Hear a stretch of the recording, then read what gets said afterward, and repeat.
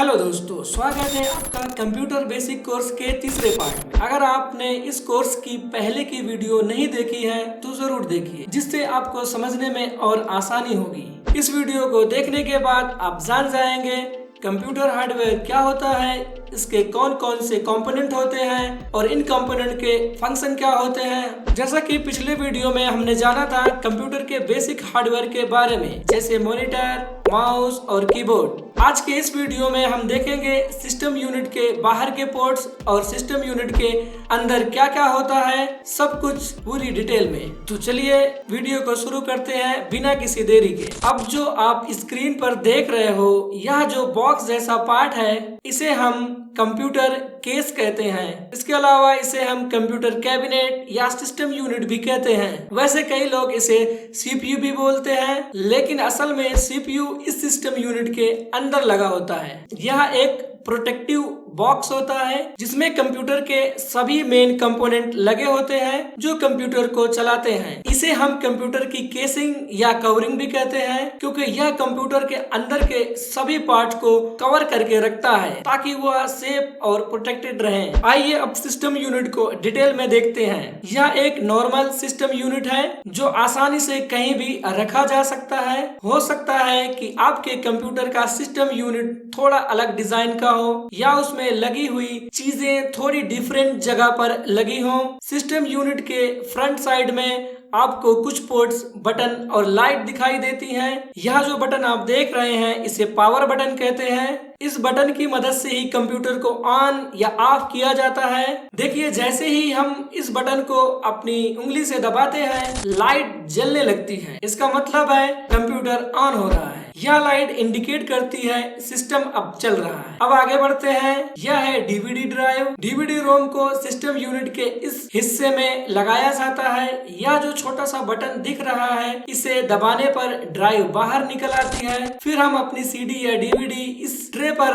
रख देते हैं और दोबारा ये बटन दबाने पर ड्राइव वापस अंदर चली जाती है। अब यह जो पोर्ट आप देख रहे हैं, यह यूएसबी पोर्ट है। इनका यूज हम पेन ड्राइव लगाकर डाटा कॉपी या पेस्ट करने के लिए करते हैं। और यह जो छोटे छोटे होल्स आप देख रहे हैं, यह ऑडियो पोर्ट्स हैं। इनका यूज हम हेडफोन या माइक्रोफोन कनेक्ट करने के लिए करते हैं। आइए अब कंप्यूटर कैबिनेट के बैक साइड के बारे में जानते हैं। यह जो सॉकेट आपको सिस्टम यूनिट के पीछे दिख रहा है, यह पावर कनेक्टर है। जैसा आप टीवी, प्रेस या फैन को इलेक्ट्रिक सॉकेट में लगाकर चलाते हो, वैसे ही कंप्यूटर को चलाने के लिए भी इलेक्ट्रिक पावर की जरूरत होती है। इसमें हम पावर केबल लगाते हैं। यह एक पावर केबल है। इस केबल का यह प्लग इलेक्ट्रिक स्विच बोर्ड में लगता है और दूसरा एंड सिस्टम यूनिट के पावर कनेक्टर में। जैसे कंप्यूटर कैबिनेट को पावर सप्लाई चाहिए होती है, वैसे ही मॉनिटर को भी पावर सप्लाई की जरूरत होती है। इसके लिए भी अलग पावर केबल यूज होती है, जो एक साइड से स्विच बोर्ड में लगती है और दूसरे साइड से मॉनिटर में लगती है। यहाँ आपको दो स्लॉट दिखाई दे रहे हैं, एक पर्पल कलर का और एक ग्रीन कलर का। इन्हें PS2 पोर्ट्स कहा जाता है। यह पोर्ट्स पुराने टाइप के कीबोर्ड और माउस को कनेक्ट करने के लिए यूज होते थे। पर्पल पोर्ट में हम कीबोर्ड लगाते हैं और ग्रीन पोर्ट में माउस। आजकल ज्यादातर कीबोर्ड और माउस USB पोर्ट्स के साथ आते हैं। आइए अब बात करते हैं USB पोर्ट्स की। यह USB पोर्ट्स हैं। USB का फुल फॉर्म है यूनिवर्सल सीरियल बस। यह पोर्ट सिस्टम यूनिट के फ्रंट और बैक दोनों साइड पर मिलते हैं। इनका यूज हम इनपुट और आउटपुट डिवाइस जैसे pen drive, mouse, keyboard, webcam, scanner और प्रिंटर को सिस्टम से कनेक्ट करने के लिए करते हैं। अब बात करते हैं VGA पोर्ट की। VGA का फुल फॉर्म होता है वीडियो ग्राफिक एडाप्टर। यह पोर्ट मॉनिटर की वायर कनेक्ट करने के लिए यूज होता है। VGA केबल का एक साइड सिस्टम यूनिट में लगता है और दूसरा साइड मॉनिटर में। इस केबल के दोनों साइड पर दो छोटे छोटे स्क्रू होते हैं। इसे लगाते समय इन स्क्रू को घुमाकर टाइट करना पड़ता है और निकालते समय इन्हें लूज करना पड़ता है। यह 15 पिंस का आउटपुट पोर्ट होता है, जहां से मॉनिटर के लिए आउटपुट सिग्नल जाता है और इसी से आप अपनी स्क्रीन पर डिस्प्ले देखते हैं। लेकिन अब VGA केबल को HDMI केबल ने रिप्लेस कर दिया है। अब ज्यादातर HDMI केबल का यूज होता है। अब बात करते हैं HDMI पोर्ट की। स्क्रीन पर आप देख सकते हैं HDMI केबल कुछ ऐसी दिखती है। HDMI का फुल फॉर्म है हाई डेफिनेशन मल्टीमीडिया इंटरफेस। कुछ कंप्यूटर यूनिट में HDMI पोर्ट पहले से लगे होते हैं। अगर ना हो तो आप इसे एक्सपेंशन स्लॉट में भी लगवा सकते हैं। जैसा कि नाम से ही पता चलता है, high definition multimedia interface VGA cable के मुकाबले में ज्यादा अच्छी वीडियो और ऑडियो क्वालिटी प्रोवाइड करता है। इसके बाद आता है सीरियल पोर्ट। अगर आप ध्यान से देखेंगे तो इसमें 9 पिंस दिखाई देते हैं। इसका यूज भी कुछ पुराने डिवाइसेस जैसे माउस और स्कैनर कनेक्ट करने के लिए होता था। और ये है पैरेलल पोर्ट। इसमें 25 होल होते हैं और इसका यूज प्रिंटर लगाने के लिए होता है। और इसके बाद ये है लैन पोर्ट। इसमें हम लैन केबल लगाते हैं। इसका यूज हम अपने सिस्टम को दूसरे सिस्टम से कनेक्ट करने के लिए करते हैं या फिर इंटरनेट प्रोवाइड करने के लिए। इंटरनेट के लिए आजकल आप वाईफाई के थ्रू भी कनेक्ट कर सकते हैं। जब आप लैन केबल को इस पोर्ट से बाहर निकालें तो ध्यान रखें कि केबल के छोटे क्लिप को दबाकर ही निकालें। ये जो छोटे छोटे पिन टाइप सॉकेट आप देख रहे हैं, ये ऑडियो जैक कहलाते हैं। सबसे पहले यह जो पिंक कलर का सॉकेट दिख रहा है, यह माइक्रोफोन के लिए होता है। दूसरा ये जो लाइट ग्रीन कलर का सॉकेट दिख रहा है, यह ऑडियो आउटपुट के लिए होता है। इसमें आप अपने 3.5 mm वाली पिन लगा के आवाज या म्यूजिक को सुन सकते हैं। और ये तीसरा सॉकेट, इसमें आप एम्पलीफायर या एक्सटर्नल ऑडियो डिवाइस कनेक्ट कर सकते हैं। आजकल तो स्पीकर और माइक USB पोर्ट से भी कनेक्ट हो जाते हैं और चाहे तो ब्लूटूथ के जरिए वायरलेस भी कनेक्ट किया जा सकता है। और फाइनली ये जो स्लॉट आप देख रहे हैं, इन्हें एक्सपेंशन स्लॉट कहते हैं। एक्सपेंशन स्लॉट का काम होता है कंप्यूटर मदरबोर्ड पर एक्स्ट्रा कंपोनेंट को जोड़ने के लिए, जैसे ग्राफिक कार्ड, साउंड कार्ड या नेटवर्क कार्ड। इन स्लॉट के जरिए आप अपने कंप्यूटर की परफॉर्मेंस और कैपेबिलिटी और भी बढ़ा सकते हैं। तो दोस्तों, अभी तक हमने सिस्टम यूनिट के बाहरी हिस्से को देखा है। अब आइए देखते हैं कि सिस्टम यूनिट के अंदर क्या क्या होता है। सिस्टम यूनिट के अंदर कंप्यूटर के मेन कंपोनेंट लगे होते हैं जो मिलकर पूरे सिस्टम को चलाते हैं। आइए इन्हें एक एक करके समझते हैं। सबसे पहले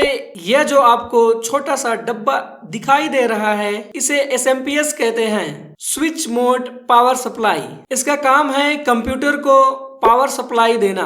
जैसे आपके घर में बिजली आती है 230 वोल्ट या कभी कभी उससे ज्यादा, लेकिन आप डायरेक्टली इस वोल्टेज को कंप्यूटर को नहीं दे सकते। इसलिए SMPS इस पावर को छोटे छोटे पार्ट्स में डिवाइड करता है और हर कंपोनेंट को जितनी पावर चाहिए उतनी ही सप्लाई करता है। आप देख रहे हैं कि SMPS से कई तार निकल रही हैं जो मदरबोर्ड के अलग अलग पार्ट्स में जाकर पावर सप्लाई कर रही हैं। जैसा कि आप देख सकते हैं कि सिस्टम यूनिट के अंदर जो अलग अलग से कंपोनेंट लगे हैं, उन कंपोनेंट की तार एक बड़े से बोर्ड की तरफ जा रही है। इस बोर्ड को हम मदरबोर्ड कहते हैं। यह बोर्ड सिस्टम का हार्ट होता है जो कंप्यूटर के सभी पार्ट को जोड़ के रखता है। जैसे आपकी फैमिली में आपकी मदर सबको एक साथ जोड़ कर रखती है।